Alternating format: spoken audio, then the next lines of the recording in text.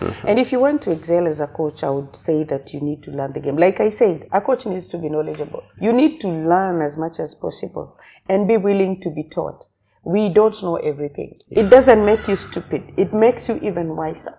Welcome to Wima Sports, where indeed we champion sports development, and we are at Osoita Lodge, where guests become family. Speaking of guests, we have an amazing guest with us today in our studio.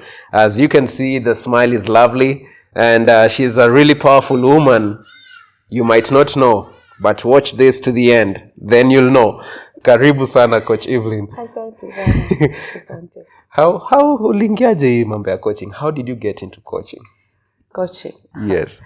Coaching niliingia tu by default.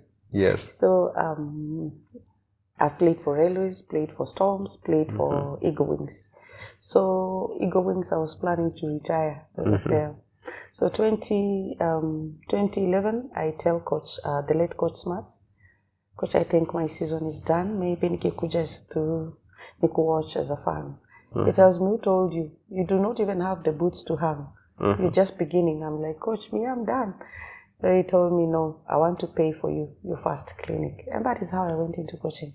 I think it's simply because when I was playing during my last years of active game, I would really help a lot in scouting and actually telling him how the game was going. He decided I'll be a coach. And that is how I became a coach. So I went to the first clinic at Sadili Oval, and the rest, as they say, it just came naturally. Nice. So what do you do? If you can just tell us what you do. In general, I know you are a woman of many hats. Yes. But you can slowly get to wear one hat at a time and just let us know what you do in each hat. Starting as a player, because you have to start somewhere. Yeah. I was scouted from Tigoi Girls when I was still playing in school. So immediately I finished school, I already had a job. I just had to choose where to go. I was approached by KPA, I was approached by Posta Kenya, and I was approached by the Railways. So most of my friends had gone to Railways. I decided that's where I wanted to go. And simply because they were employed by Railways. The others, yes, they had jobs, but I loved how they were being given airtime in Railways. And Railways really helps me grow. And that's how I played. I played for Kenya for close to 13 years. 5 of them I was captain. Led Kenya to All Africa Games in Abuja. Many other places I think I've traveled using that hat, number one. So after that, I was an assistant coach to Smart Solumbo, the late. He mentored me into this. Most of the times I remember the things he used to tell me. And that is what has guided me. And he was also a very strong man of faith. And maybe that is how come we connected. I was his assistant in 2012. We went to Ivory Coast for the club championships. We also went to Morocco. Morocco, I think we are the only self-sponsored team that has been number 3. We finished in the medal brackets, and I think that is something that I take a lot of pride in. Having been the assistant coach at that time, coach was ailing, and I was the one with the team. That was at in 2013 at the assistant coach level. At Zone 5 level. No, African Cup. Club Championships. Position 3. Yes, position 3. Self-sponsored team. Yes, Eagle Wings. So we've played at that level. I think it's been like that until last year when KPA became number 2. Actually, we take a lot of pride in that. Yeah. KPA had everything. They've had everything over the years. Yeah. But for us to be there as a self-sponsored team was really huge for us, beating renowned teams like Deep Waters from Nigeria. We've beaten so many teams. We were so happy coming back, but to nothing. No one recognized us for that. Mike Sonko is the one who sponsored us mostly with the government, the Ministry of Sports tickets, but Sonko did a lot for us right there. We have a lot of respect for him. Yes, we have a lot of respect for him, giving us money, getting us tickets to go, and ensuring we had a place to stay in Morocco was huge. Yeah. It was huge. Shout out to Mike Sonko Mbuvi. We appreciate you for that, for supporting Eagle Wings during this, journey that they were having to being position 3 in Africa. Yes. Self-sponsored team. I mean, we appreciate you for that for sure. I hope you guys get to reconnect real soon. We tried to get to him, but it's a bit difficult getting to big people in this country. So sometimes you have your limits and you just keep off. Yeah. Yeah. Okay. Yeah. So you that is the second hat. Yes. Now, third hat. When I became a coach now. So we're in Morocco, coach was really sick. The late coach Smarts. So he assembled the team and said that he wants to take a break and he wanted to leave the team in my hands. I think that's when I realized this is huge. I kept saying that those shoes are too big for me. But he insisted, because we were many at that time, senior players. I thought he would just pick any of them or even pick the people who were coaching at that particular time. But he insisted he wanted me to take over the team. And I think he insisted that the ladies give me the respect that was given to him. And that's happened. And at that time, maybe I'm the one who was not believing in myself. But the players did. And there were big names those days. The likes of Silale, Samba Mjomba, Linda Nyikuli was huge that time, and Rose Ndela. Natalie Akinyi was on my team. Velma was on my team. It was huge. It was a big team. Yeah, Rose Oma.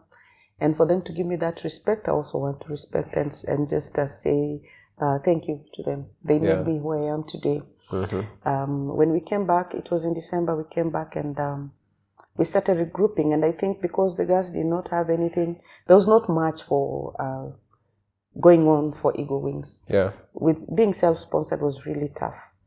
It still is, and I have a lot of respect for such teams, mine included. But others were called to other teams. Some were given employment in Equity. KPA took some to their team. I had to start over at Eagle Wings. And I'm glad I did. I grew up with those players because I'm the one who recruited them to that team. So that is the third one. I became the coach of Eagle Wings until 2018 when Pamela Sinda also decided to also take me to Lawrence Olum Foundation. That was a team in the NBA League. And our first season we became number 3. With players who virtually knew nothing about basketball. We just did tryouts and had players. Some did not know, some knew, but they did well. I see them now playing and I'm so proud. Those are the moments that I really treasure. Yeah. To see them out there. Turning out for teams. I'm happy about that. Awesome. Before we get to the 5th hat, because I think these hats can go all the way to 10. While we are at that, I mean, the names you've mentioned that you are with, the Silales, the Samba, and the rest. I mean, how do you feel when you see these, ladies also just doing well in whatever course God has given them? We are so happy for each other. Yeah. Especially I see Silale out there, having captained Kenya as well. I see her out there. I'm really happy. She's also saying, "Hey, Coach Keds, I'm so happy for you." And we're just happy. I see Samba coming up. Samba is going to be a very good coach, a great coach. You can see the way she's learning the game and willing to learn. And the questions she would ask me. And she's also under a great umbrella, I would say, respectfully, Ben Olwach. I think she's going to be great. Natalie as well, captain for Kenya, captain for my 3x3 senior ladies. I have a lot of respect for her. She's playing for this big team and comes and also listens to me. It's huge. It's huge for me. So when I see them out there, I know there's something good we've done over the years. We've planted a great seed. Yeah, the names like Hilda Indasi out there wanting to be a coach someday. I think those are great people. Those are great humans. Yeah, now on to the 5th hat. Yeah. Still on the coaching journey. Yes. In 2014 is when I was named head coach for the ladies 5-on-5. And we went to Uganda. At that time, I should say I was the first female to become coach in Africa. But those things go unnoticed because maybe we are not correctly aligned. But there are things that I need to mention because they've molded me into who I am. That was also a great time. I had a good team. Though we did not qualify at that time, but we did well in Uganda. We won the first games. We were actually, if the games had ended, we would have been champions. At that time, we were only Kenya, Uganda, and Egypt. So we had to play against each other again. And we lost by points. Others were beaten. So we lost at that time. But I think having known what I know today, maybe I would have done that better. And I think they also rushed to give me that hat because they thought I had done well in Morocco. I think Kenya just needed a female coach, but it was not the right time for me at that time. I was still young. I was still growing in coaching. But now I know better. I know better. And that is a journey I've taken until at some point I started my own team now. Yeah. And viewers, it's only here at Wima Sports where you get the untold stories of sports that's geared towards championing sports development. And, as you say, you are the first lady coach in Africa. Yes, in 2014. In 2014. We never heard about that. Yes, nobody talked about it. They gave it to me. I went to Uganda. We went with the ladies and Congratulations on that. Thank you. Yeah. And when you're not coaching, I think you're also a minister? Yes. The sixth hat? Yes. When I'm not coaching, I'm ministering. I'm making disciples for Christ. There is the last command that he left to us, go ye into the world and multiply. We are obeying that command to the letter. Yeah. Going out to the unreached people. We are now into the nations. We started with Judea, Samaria. We are going into the nations. You're going into the nations. The gospel has to be heard before Christ comes back. How powerful is sports ministry? Sports ministry can open doors that any other ministry cannot. Yes. And when you use basketball, it becomes even easier. Because when you say you want to get into, say, Islamic State, as a minister for Christ, they will not let you. But as a basketball person, they will let you. And you see, that is something that people do not know. God has given us talents. That is mine. To go in with whatever I have. When he asked Moses, what do you have? There was a rod. Yes. I have a basketball to get in there and speak to the people about his word. And this has been going on great, especially the last place we visited was Chad, where we had about 68 coaches turn to Christ. Wow. Yeah. Wow. Glory to God. Amen. Yeah. Now, even as we are at that, maybe if you can tell us about firstcoachIn. Yes. Yeah. firstcoachIn is an organization that was co-founded by myself and Coach Mike Farris. Coach Mike Farris comes from Norfolk, Virginia. He works under UDM. UDM simply means Urban Discovery Ministries. He's a white man who has dedicated his life into the black community, just to ask them to make them understand how important it is for the black person to become a missionary. That is what he keeps doing, and that is how come some of us are now turning into missionaries. So the organization simply means the first coach who impacts the life of a player. The first coach who comes into contact with a player. What you teach that player. What you tell that player. So you become a teacher and a mentor. Yeah. Yes, where you teach a holistic person.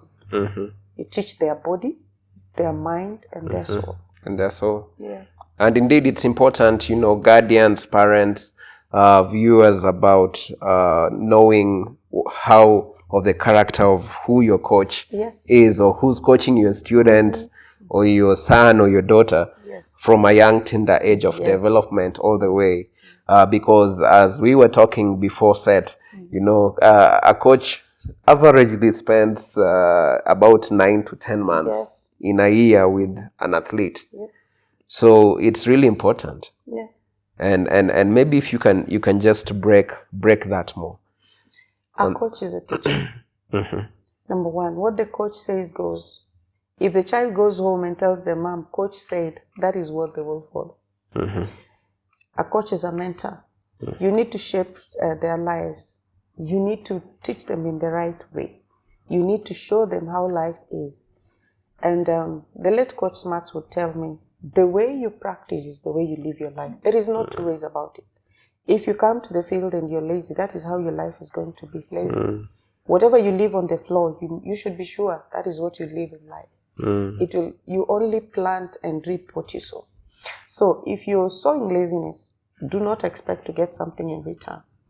So as you teach these players, as you mentor them, make sure it is the right way. Yeah. That they have to survive in life, because the world is really not easy. They need to understand how it goes. Yeah. And as a mentor, because the athletes need to understand their students first before they become athletes. It is the student part of it, the academic part of it, that you really have to help them with. That is their backup plan.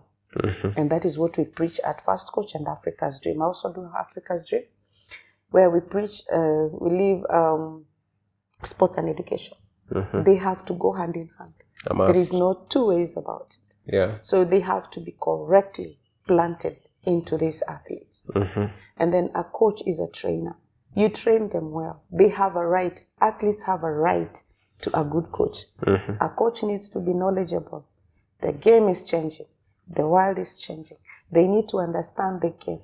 There is no way you will go into coaching and a player knows more than you as a coach. Then that means you're really not doing your job and you're failing these students. Yeah. So you really need to understand all these things and bring them together into you as a person. That is who you are now. Yeah. Yes. And how was your experience as a mother, a coach, a pastor, shaped your coaching philosophy? Understanding the kids in my house makes me understand the athletes I deal with. They are teenagers, I deal with teenagers. If they're my almost my age mates and just in between, I would know how to handle them. Having been a mother, I would understand an athlete who's a mother as well. Being a mother, I understand athletes who are just growing up and just want to experience the world of athletics and the world of their teenage and everything in one, and showing them the way to go about it. This makes it easier for me to identify with my ministering life. When I minister, because I need the coaches who are going to mentor the under 14s, they are about that age of 18. Yeah. We need to talk to them about how life is. When these athletes see what you do, they say, this coach is not even serious, or this coach is very serious, or this coach is successful because they do this and this, and they want to copy that. So you bring that into life, and you realize it becomes easy by you having to plan your time. I have to dedicate my time to my family. I have to dedicate my time to coaching. I have to dedicate my time to being a pastor, and being a worker as well. So you have to know how to manage your time. Yeah. I respect other people's time because I want them to respect mine. So that gives you a mentality of respect, number one, which is number one, discipline anyway. Yeah. So when you do not know how to keep time, maybe I would say someone might not be disciplined in that sense. And you start it from there. Yes. So these things really marry into each other. And they've made me, I know this, I have to do this, I have to do this, and I have to do the other. Yeah. And that is simply how my life is. Awesome. Yeah. Awesome. You had mentioned about Lawrence Olum Foundation. Can you describe your role and vision that you have with it? The Lawrence Olum Foundation, I just did it for 1 year. Okay. Yeah, it was just 1 year, and then I left. I started doing stuff for Dream Girls. So I went back and formed the Dream Girls, which is a team under my umbrella. Yeah. And that is where we are right now. That is my team that I coach when I'm not coaching the national team. I'm with the Dream Girls. So we started in the NBA. We've been there for 3 seasons. The first season we were champions. But we did not go to Div1 because being self-sponsored, like I said from the beginning, is tough. The second season we were number 3. The third season we became champions again. That was last year. And now we want to go to the KBF Div1 League. And what we do at Africa's Dream, which is the mother to Dream Girls, we scout players. I'm also a scout. We scout players from high schools, from colleges.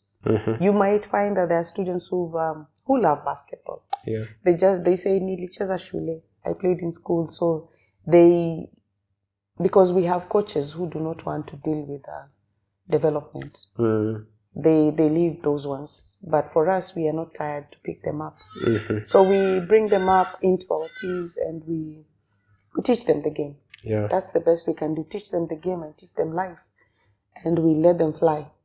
There's one that has gone to Anu, and I'm so proud of this girl from Raila Education. Yeah. Her name is Laventa McCrane. They're number 10 currently. Is a product of Raila and Dream Girls. We picked her from when she just wanted to play. And her athleticism has really given her an edge. And she's out there fighting the big girls. And we are very happy when we see her out there. Awesome. Same as Brazil. That is where we do sports and education. Yeah. If they're doing both, that is well and good for me. Yeah. And there's Samuel. Samuel is in the men's team, the Anu Wolfpacks. Samuel Odiambo. He's also a young man that we are mentoring to become a disciple. There's Oscar. Oscar is in Strathmore. Those are the ones I'm just talking about who are within in Kenya. Yeah. Then we will go outside. We have girls and boys out of Kenya have gone to the US and they're making us proud out there. Now they're going into 50. And we are happy for them. So my role out there is to scout them, bring them into the system, teach them what they need to know. And then if they want to go, they can go. Yeah. If they stay, they stay. We play together and learn life together. Yeah. Yes. What was it like, maybe if you just take you a bit back, Kenya to, what was it like leading Kenya, to the All Africa Games in Abuja, Nigeria, and how did the experience influence your career? Yeah, you go out there and you realize people have taken that sport seriously. Not that we do not play it seriously back home. Like when we go out, you realize there are people who are huge. People are big and you have to fight it out. Those days I was really tiny. And I decided that maybe basketball is really not about height. You have to also teach the skill. But much as height sells itself, you also have to work towards what you need to do and what you need to become. So it brought us back home and we really wanted to play and become better. So in that year, I think we were number 9. But we were not the last ones, but we were number 9. So we came back and we had that stuff. The following All African Games, I did not go, but I think because they went with the same coach called the late Smarts, I think they had learned a thing or two. Yeah. So they became better at number 6. That was okay. That was okay. But we've been on platforms where you realize you have to go back and do your homework again. Like you have to delete everything and learn what you know and restart and relearn everything else. Those are the lessons you pick from out there. Yeah. Yes, but it was such a proud moment for me to be captain of a team to the All African Games. It used to be huge. Nowadays, we just hear All African Games and we can only take our 3x3 team, and that's it. But All African Games was something. Yes. Having been out there, you've been able to, unlearn, relearn, edit, delete, and all these things. What can you say about our coaching style in the country? Are coaches embracing that? Coaches, students of the game as well.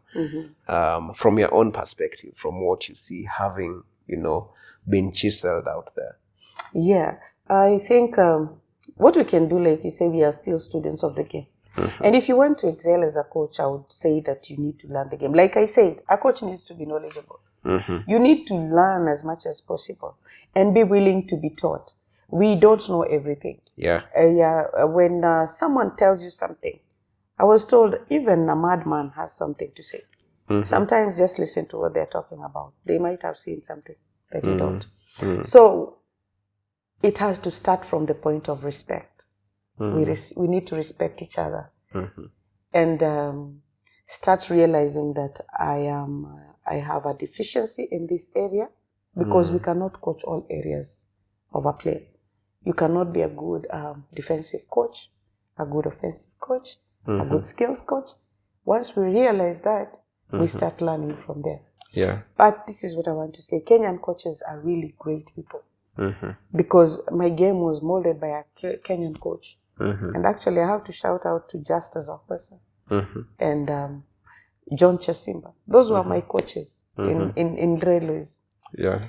And those are people who worked with us without having gone anywhere or having gone to any FIBA class at that time.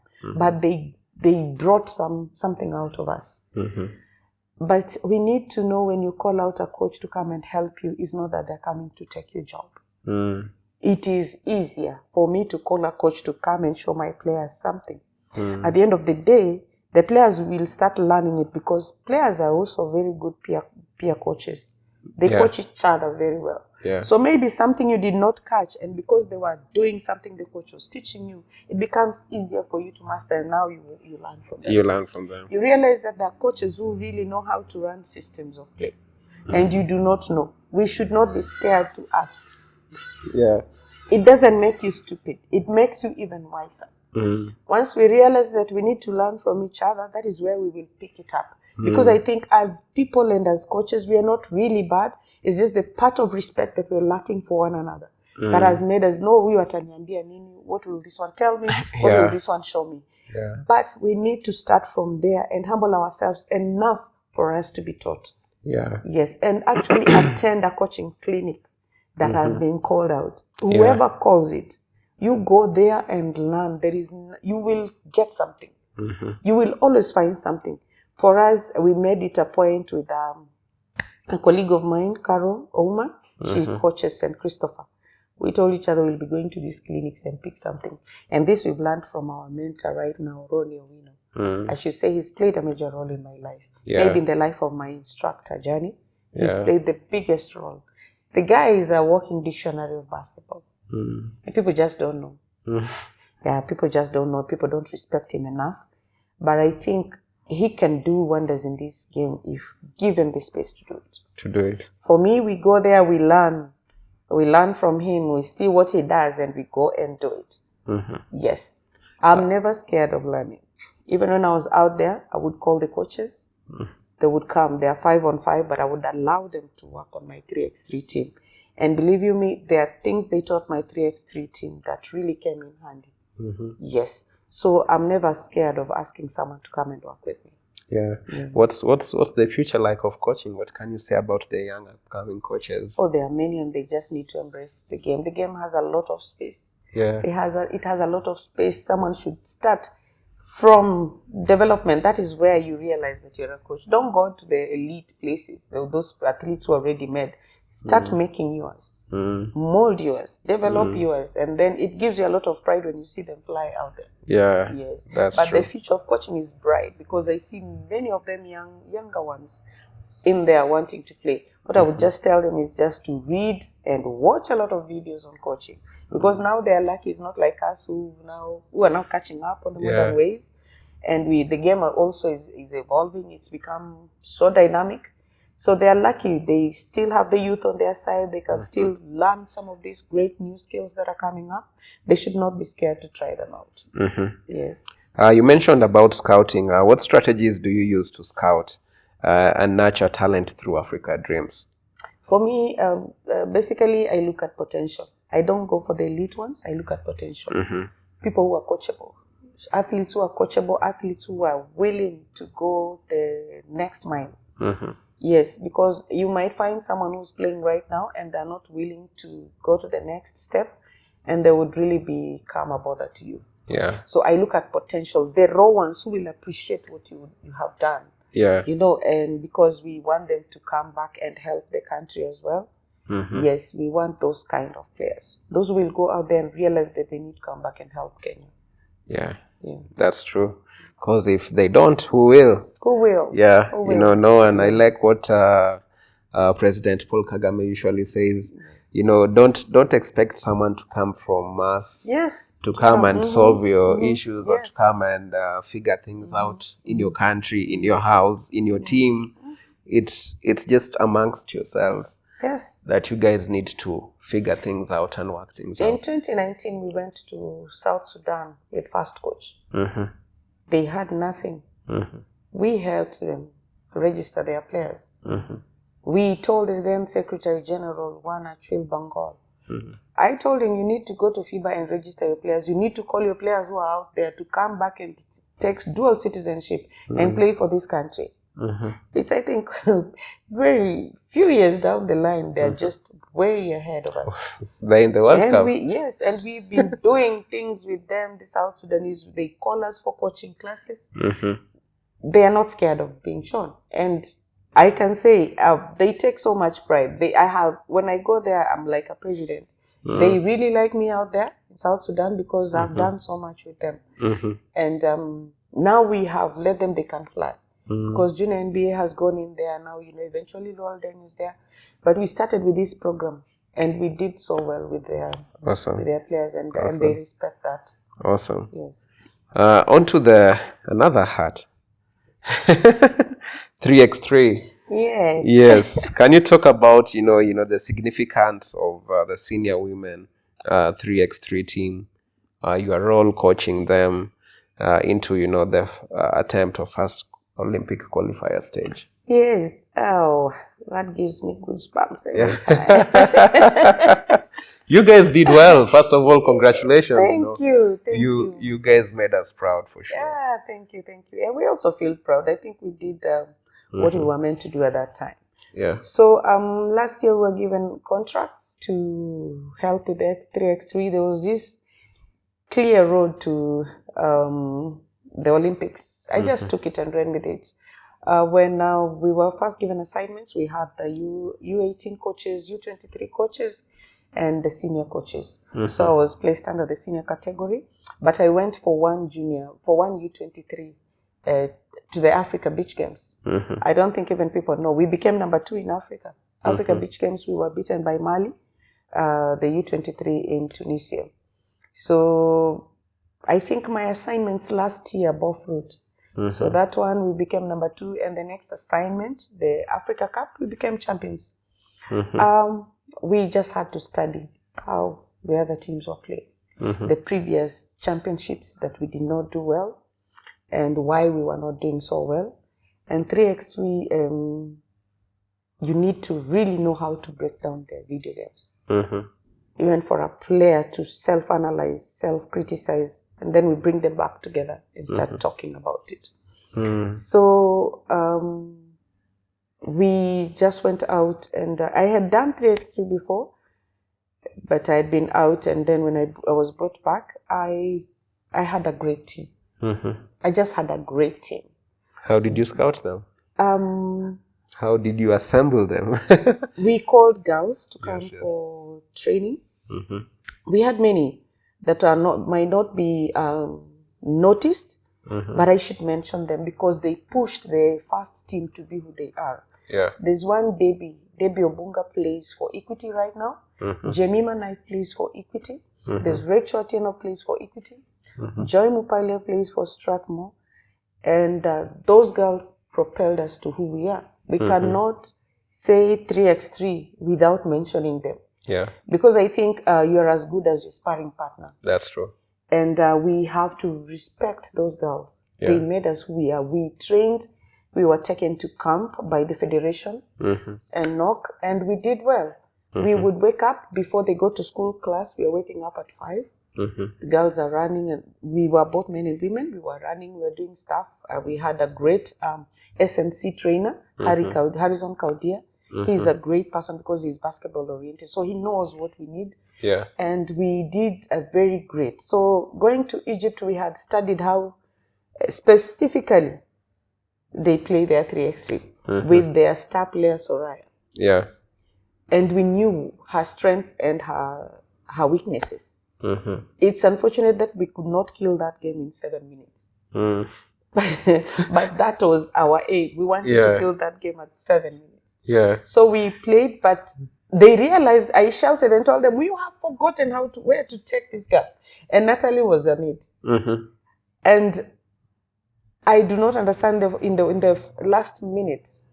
I was busy. I was telling God, this is not the promise. Because I had clearly, you know how you're like God, this is not what you said. Yeah. You said we are winning this one, and we have to beat them in their land. Yeah. This is what you said. So we were busy, and I kept shouting. I come back, I'm shouting. I did not even know we were so much behind. I just knew when I shouted, just Rusha, Rusha. I do not understand because the time was ticking. And I did not understand. People were shouting. Everyone was standing up. And I realized, oh, we've won this one. I do not want to take credit for that. Yeah. I've never wanted to take credit for that game. That was all God. There is nothing human in that. There is nothing human in that win at all. You cannot say Soraya has played this game for the longest time. She's the face of FIBA in 3x3 in Africa. You cannot say that they can wait for a whole minute. For them wanting to win, they just needed 1 point. And they keep sharing the ball. And we are coming from down. They just she didn't need a 2. She needed a 1. So I've never attributed that win to us. God worked a miracle. Whoever wants to believe it's okay. But for me and my girls, we believe it was a miracle. It was a miracle. Yes. And I loved the way you guys came together and you know what? Yes. Singing and thanking God. We had to. We had talked to God like the whole 4 days. We would gather and pray about that game. Yeah, we knew the others were going to be easy, but not so easy. Yeah. Because Uganda really gave us a run for our money. But we knew we wanted to go in there for a win. If you look at the interview I made with Nock, I told them we are going for nothing short of a win. Yeah, I saw it. We wanted to go and win. And we had said number 1 because God is in this. Yeah. Yes. That's true. Yeah. And what you got into... Are we going to the Olympics or no?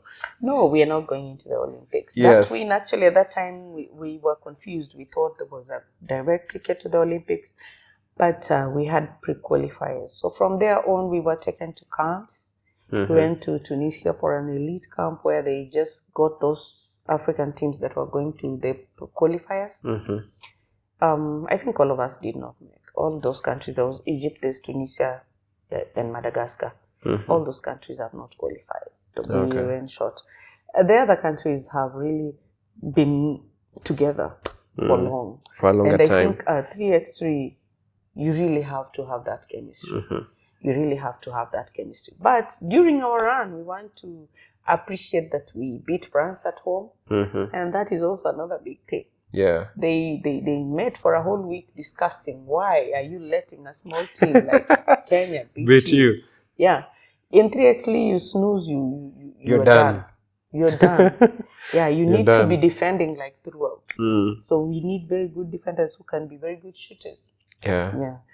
Those are rare attributes. Not everyone can play. That's true. Yeah, not everyone can play that game. It needs smartness, quick decisions at that year. Yeah, and despite all, we'd also like recommending or appreciating the small winning steps. Yes. And it was great for you guys to even have a camp overseas. Yes. I mean, how was it for the team? That camp was I think it's something that is once in a lifetime, I should say.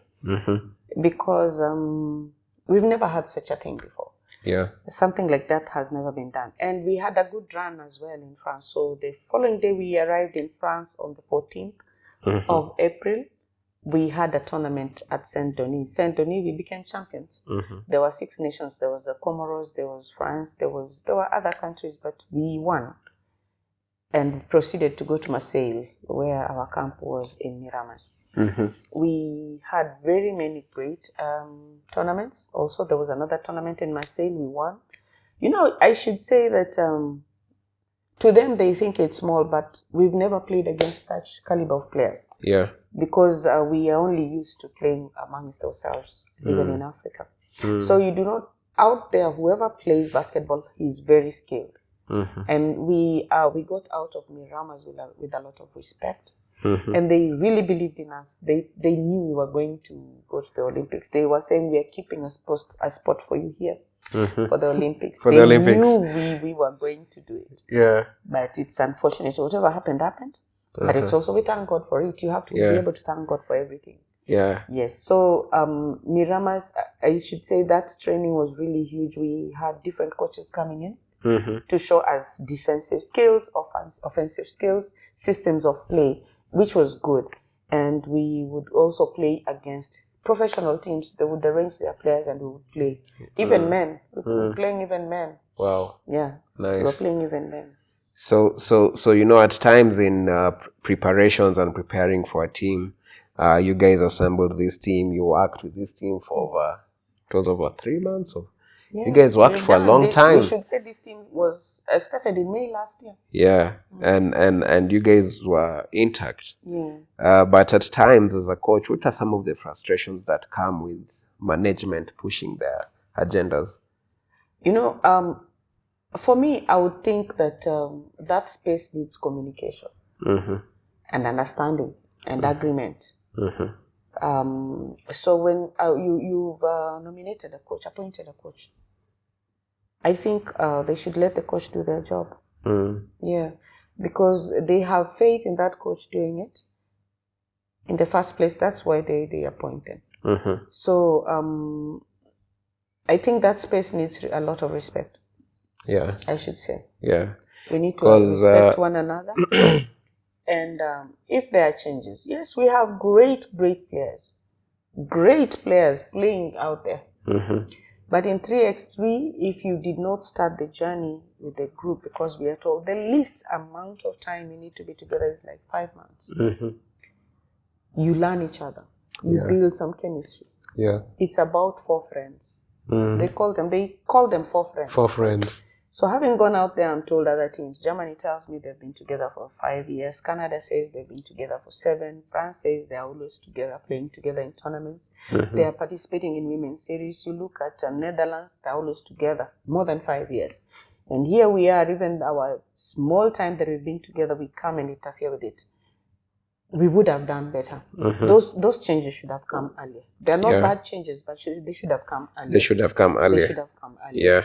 And as you say, it makes no sense when you've gone through camp, you've gone through just to come and change it last minute. It doesn't make sense. You can make a change for 1 player maybe a month prior, but 2 is a lot. 2 is a lot. In 3x3, 5x5, you can get away with it. Yeah. Yes, and I'm saying because.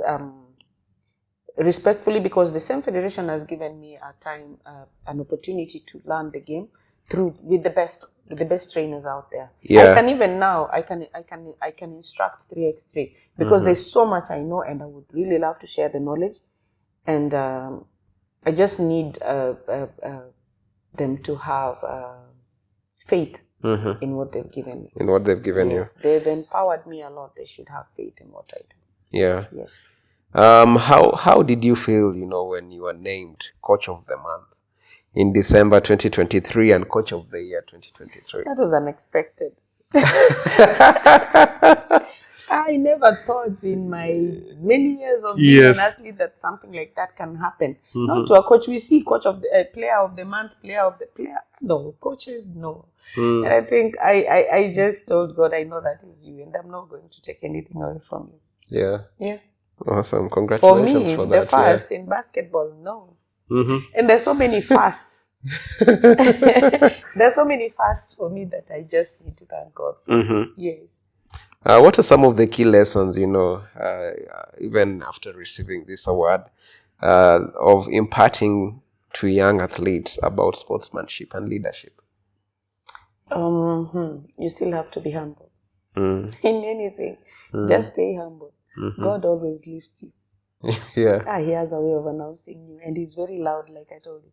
Yeah. When God announces you, he is extremely loud. No one will not hear about his announcement. He can speak in the US and people will hear in China or wherever country. Yes, so when you let him rule in your life, just leave everything to him.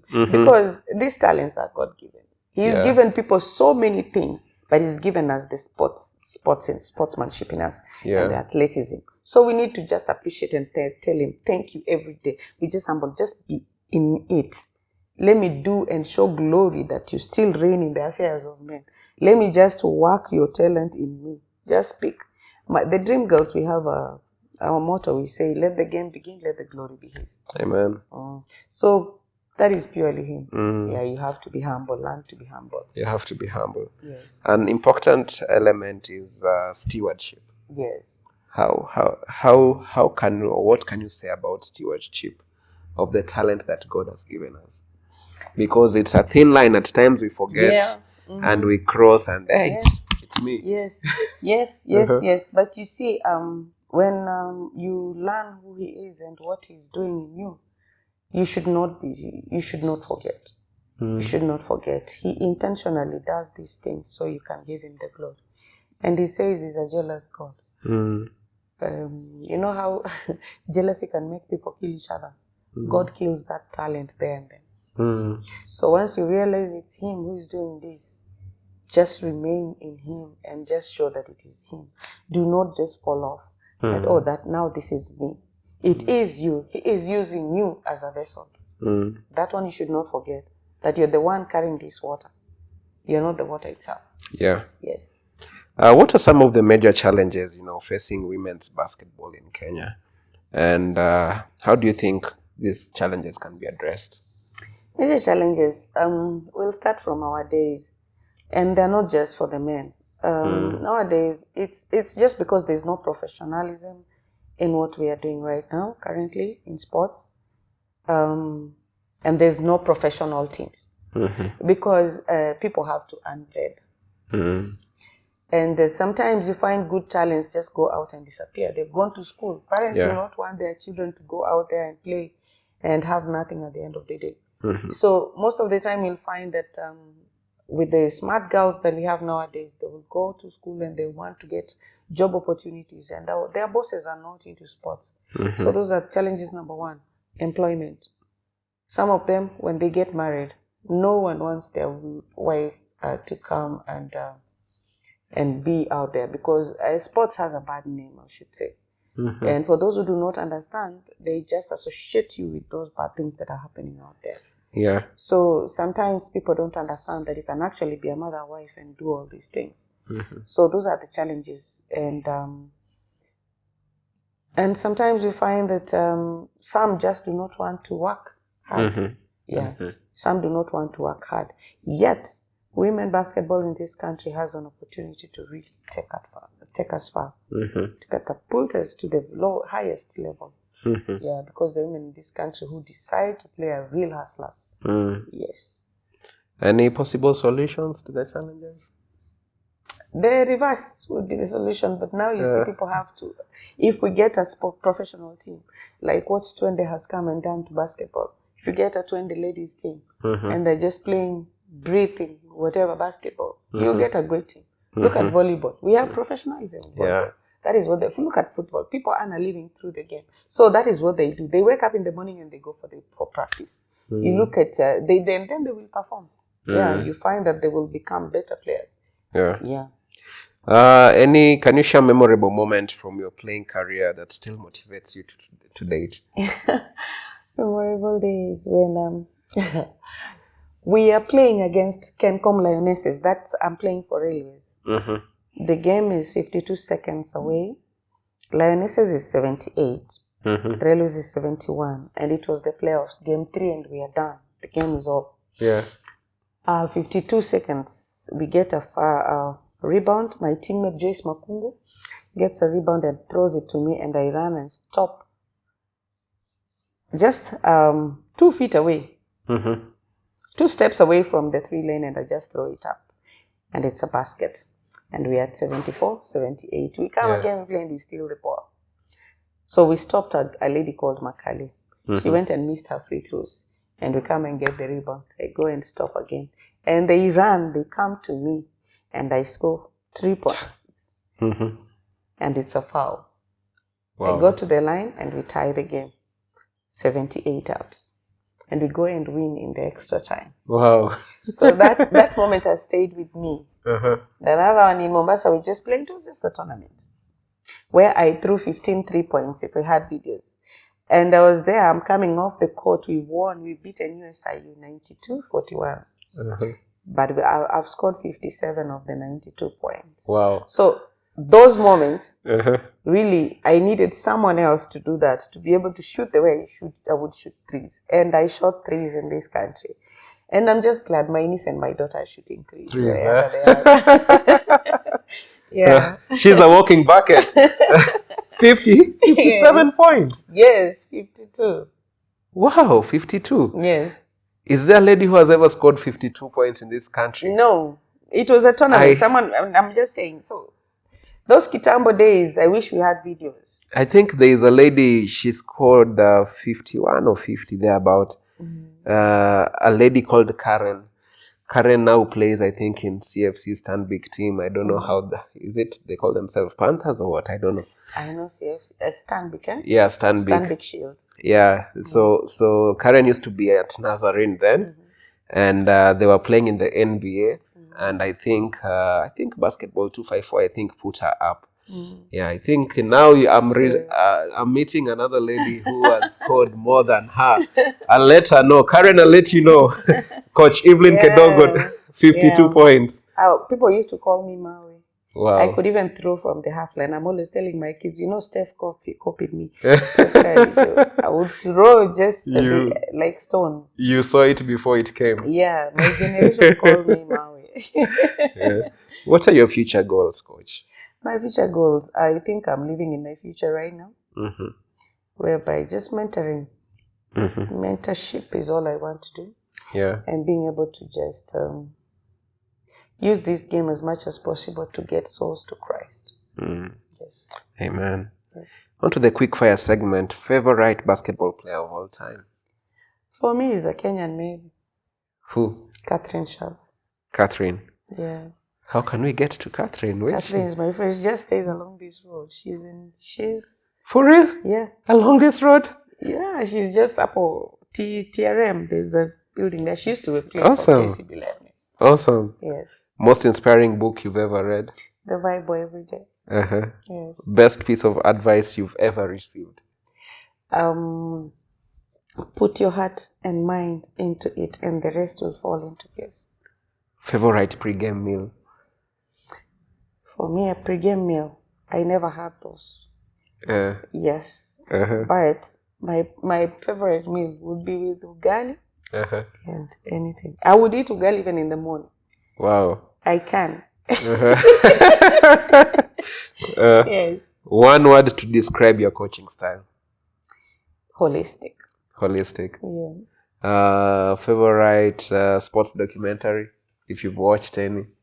The last dance. Last Dance. Yeah. Would like to recommend The Journey by Us as well. So you go watch it and let us know. I will. Awesome. I'll share it with you. I will. Coach Kedogo is amazing, and we are honored having you here at Wima Sports. Thank you. Thank you for the great, amazing work you guys have done. Thank you for sharing your untold stories with us. Thank you. Because we are after championing sports development. Yes. And we are wishing you the best as you do this. A lot is on your shoulders, but you're used to pressure. Yeah. If you can pull up on the 3-point line few feet before it and win a 78-74 game on overtime, what is pressure? There's no pressure. There's no pressure. It was amazing having you here at Wima Sports. Thank you. We wish you all the best. I'm honored to be here. Thank you so much. Thank you. Before we wrap it up, if you can look at this camera and speak to a 17-year-old you, what will you tell them?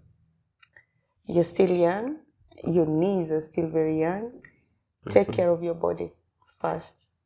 Do not let your body consume things that are not recommended for sports. That's number one, because at the end of the day, that's what spoils your career in sports. But still, take your education seriously. When you go even to the embassies and you're scouted, they do not want to know that you're going to play basketball wherever. They assume in the US is the best, it's the home of basketball. So they want to know if you're going to study. And that is the number one thing. Study hard. Study hard. Basketball is not running anywhere. Study hard. And do not just be complacent that you're an athlete. Study hard. It comes in handy. That one I can assure you. Yeah. Yes. And as we wrap it up, viewers, one more question that comes to my mind. Yes. Are you ready? You had a chance. If money or power wasn't a limitation, what would you do different in this world? Or let me narrow it down in Kenya. Yes. What would you do different? Money or power, not a limitation for Coach Evelyn. What would you do different? I would spread this gospel of coaching. Everyone should be able to know how to coach the young players. I would go to the farthest ends to coach. To coach the coaches. Wow. That's what I would do.